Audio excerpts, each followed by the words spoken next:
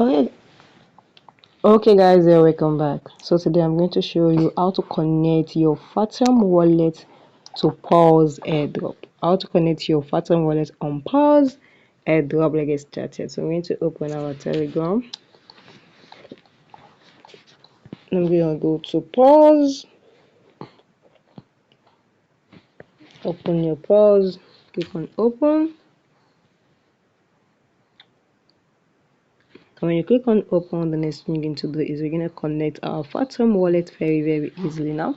So guys, let's stay, and now I'll wait a little for it. Now what we need to do is click on N. Once you click on, you can say connect your solana wallet. You can say I've already connected my own. So if you haven't connected your own, what you need to do is just click on it. Once you click on it, let me show you. I think I've connected my wallet here. So for those that have not collected wallet, what you need to do is I'm going to show you now. I'm going to use another account okay, let me use this. Okay, so I'm going to go to this.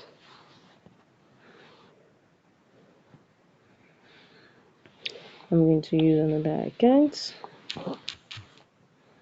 You can open. Let's say if I've not connected this, I want to connect. I've connected my my wallet on their account, so I'm going to use another account to connect the wallet. I'm going to click on N.